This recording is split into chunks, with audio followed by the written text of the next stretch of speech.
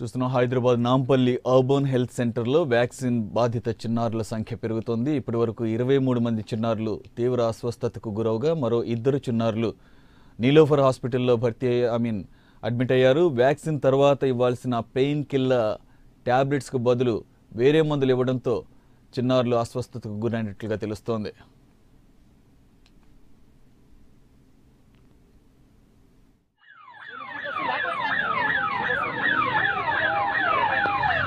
Parking का खाने से पे अरे पूरा के अंदर का कब से 2 घंटे से ठहरे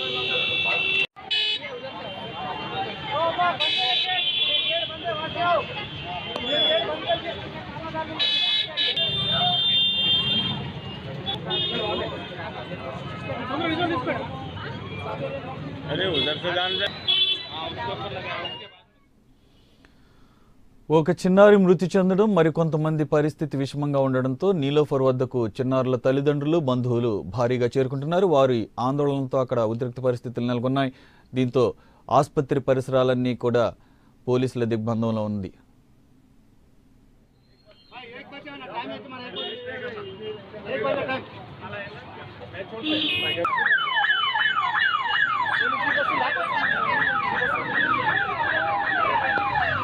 पार्किंग का खाने से पे अरे पूरा के अंदर का कब से 2 घंटे से ठहरे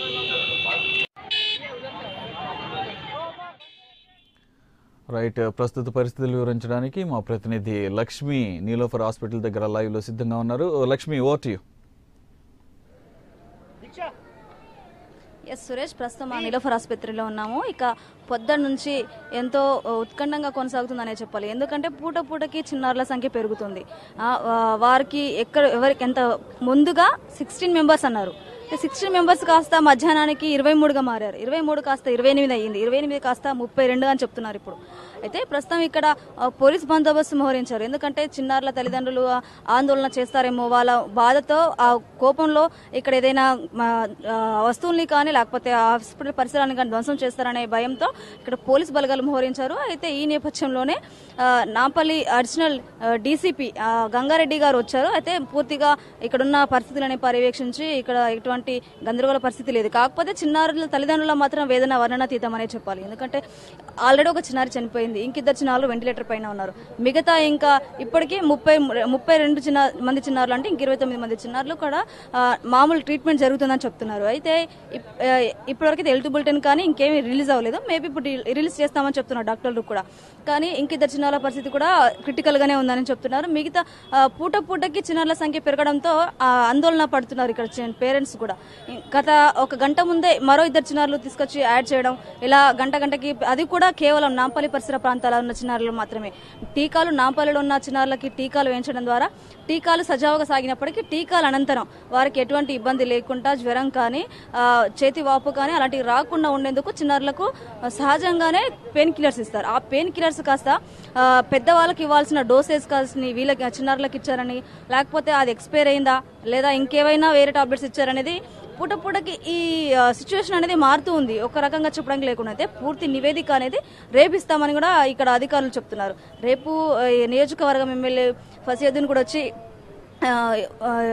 పూర్తి డీటెయిల్స్ కనుక్కున్నారు. అయితే రేపు ఎవరైతే ఈ చర్యలు పాల్పడ్డారో, ఈ తప్పిదాన్ని ఎవరైతే చేశారో వాళ్ళని డిస్మిస్ చేయాలి. ఇక ప్రభుత్వం కూడా పూర్తి స్థాయిలో వీళ్ళకి అన్ని విధాలుగా ఆదుకోవాలి. చిన్నారుల వైద్యానికి ప్రత్యేక శ్రద్ధ తీసుకోవాలని కూడా చెప్పారు. ఇక చూస్తున్నట్టయితే పిల్లలకు టీకాలు ఇచ్చిన doctor Rubina, pharmacist Mohan, nurse మొహరాలు కూడా గుర్తించారనమాట. వీళ్ళు ఇంకా టీకాలు ఇచ్చిన అనంతరం పిల్లలకి మందులు ఇచ్చేందుకు శాంతబాయి, గీత, కౌసర, కవితలుగా గుర్తించి వీళ్ళందరినీ కోటిలోని డిఎంహెచ్ఓలో విచారిస్తున్నారు అధికారులను తెలిసింది. మరి ఇది ఒకవేళ వాళ్ళని విచారిస్తే వాళ్ళు ఇంకేమైనా అంశాలు చెప్పారా లేదా అనేది ఇంకా కూడా మనకు పూర్తి స్థాయి డీటెయిల్స్ అయితే రాలేదు.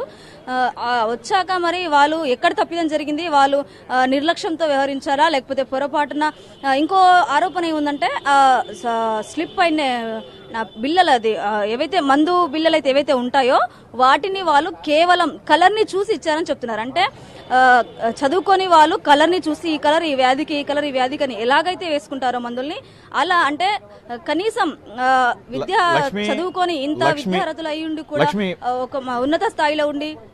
లక్ష్మి, మీరు చెప్తున్నారు ఆల్రెడీ నంబర్ పెరుగుతోంది, గంటకు హాస్పిటల్లో జాయిన్ అవుతున్నటువంటి చిన్నారుల సంఖ్య పెరుగుతుందంటున్నారు. అసలు టోటల్గా వ్యాక్సిన్ ఎంతమందికి ఇచ్చారు ఆ ఏరియాలో, అలాగే ఇచ్చినటువంటి వ్యక్తులు ఎవరు, ఆ తరువాత దానికి విరుగుడుగా వాళ్ళకి ఫీవర్ రాకుండా లేకపోతే పెయిన్ తగ్గించడానికి వాడే పెయిన్ కిల్లర్స్ ఎవరు ఇచ్చారు, ఎంతమందికి ఇచ్చారు, ఎందుకంటే జాయిన్ అయ్యేవాళ్ళు కాకుండా ఇంకా బయట ఎంతమందికి సప్లై చేశారు, వాళ్ళంతా కూడా మళ్ళీ హాస్పిటల్కి వచ్చే అవకాశం ఉంది. ముందు జాగ్రత్తగా వాళ్ళని వేసుకోవద్దు, ఆ ట్యాబ్లెట్లు వేసుకోవద్దు అని చెప్పేసి కూడా వాళ్ళకి ఇన్స్ట్రక్ట్ చేయాల్సిన అవసరం ఉంది. కాబట్టి దీనికి సంబంధించిన డీటెయిల్స్ ఏమన్నా హాస్పిటల్స్ ఇవ్వడం జరిగినాయా?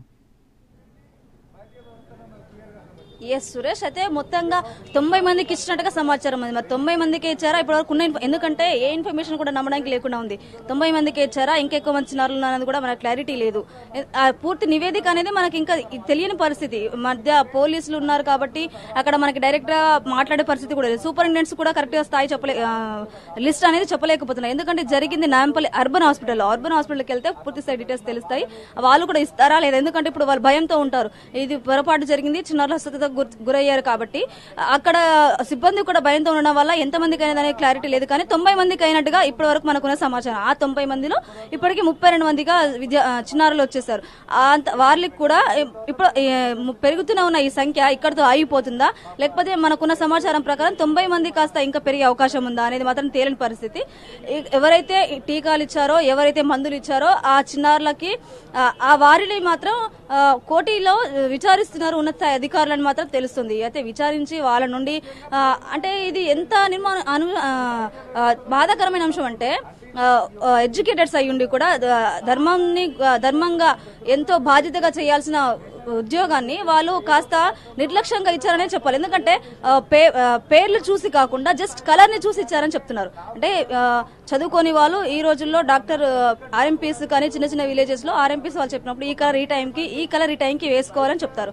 అదే పద్ధతిని అనుసరించి జస్ట్ కలర్ ని చూసి ఇచ్చేసారని కూడా వారు విచారణలో వెల్లడించారని చెప్తున్నారు. మరి అది ఎంతవరకు సమంజసం, అసలు ఎంతవరకు నిజం? చిన్నారుల రేపటికి ఎదగాల్సిన చిన్నారులు ఎందరో పిల్లలు లేక కష్టపడి ఉన్న వాళ్ళు, వాళ్ళకు లేక సంతానం కలిగితే వాళ్ళకు సంతాన క్షోభ కలిగింది.